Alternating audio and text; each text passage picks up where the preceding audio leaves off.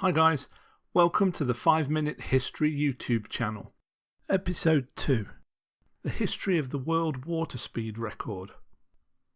The World Water Speed Record is currently governed by the Union Internationale Motor Nautique and is considered by many to be one of the most dangerous competitions in motorsport. In fact, since 1940, attempts to gain the record have claimed the lives of 85% of those who have tried.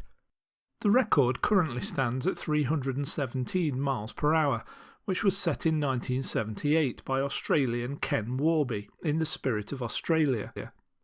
Since the time of steam-powered boats, new records have been set by only 16 people, and between them they have set a record 34 times.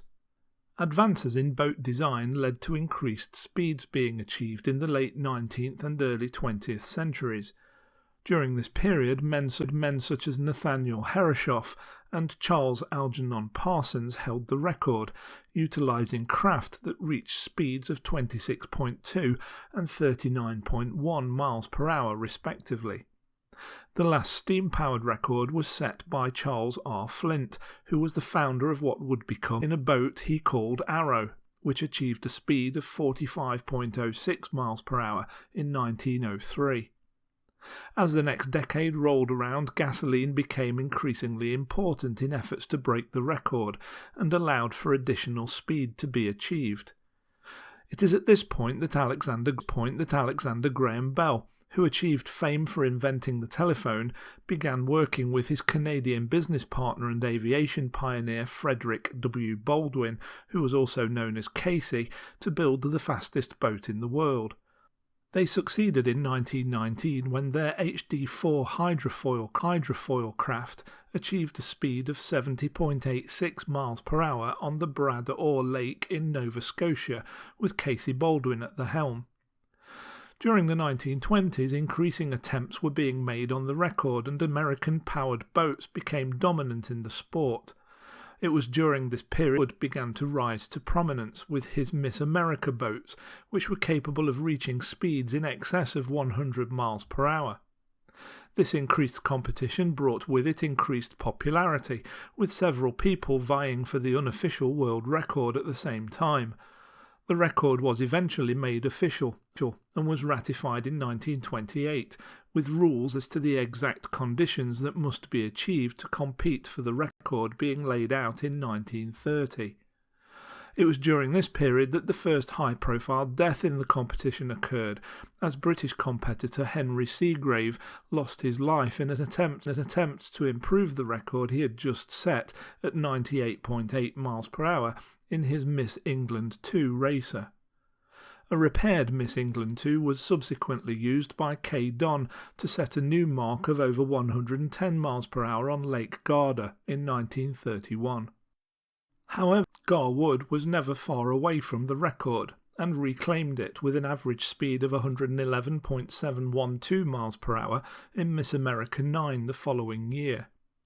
Both Caydon and Garwood competed for the record throughout the 1930s, causing it to change hands several times. However, developments in boat design occurred that the most famous family to partake in the sport emerged. In June 1937, famed world land speed record holder Malcolm Campbell entered the competition with his Bluebird K3, achieving a speed of 126.33 miles per hour, thanks to a variety of innovations and alterations to standard boat designs. This marked the end of Wood's and Don's dominance in the sport and signalled a move away from the boat designs of the 1930s to ones which were sleeker and specifically created for the job of setting records. Campbell was also the first to begin experimenting with jet engines, renovating his Bluebird K4 to incorporate one. His efforts with this new form of power failed, however, and he retired in 1945 after having set a new water speed record 4 times, culminating in one that would stand for 11 years. This record was achieved on Coniston Water in England on the 19th of August 1939, with an average speed of 141.74 miles per hour after he had replaced the jet engine in Bluebird K4 with a more conventional Rolls-Royce R gasoline engine. The record had been in the hands of the British for more than a decade. It was snatched away by the Americans when Stanley Sayers set the record on the 26th of June 1950, and then again on the 7th of July 1952 when his hydroplane, Slow Motion 4, achieved an average speed of 178.497 miles per hour on Lake Washington. Slow Motion would be the last propeller-driven craft to hold the record, as 3 years after it had been set, Donald Campbell arrived on the scene. Campbell's redesigned Bluebird K7, which housed a Metropolitan Vickers jet engine, brought the record back to the Campbell family and to Britain in 1955, when the 200-mile-per-hour barrier was broken at Ullswater. Donald Campbell would go on to break his own record another 6 times, including his famous attempt at Lake Dumbleyoung in West 64 that saw him achieve a speed of 276.33 miles per hour in Bluebird K7. On the 4th of January 1967, a re-engined Bluebird K7 returned to Coniston Water with Campbell at the controls.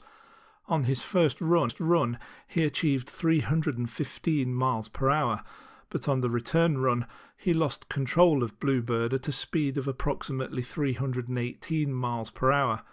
The boat rose into the air, somersaulted, and disintegrated on impact with the water.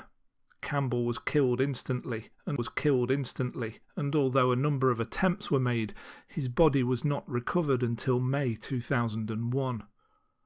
6 months after Donald Campbell's accident, the record was reclaimed by the USA when Lee Taylor, in his boat Hustler, broke the record, setting a new mark of 208.22 miles per hour on the 30th of June 1967, and thus marking the end of the Campbell era. Since then, the record has only been broken twice more, both times by the same man.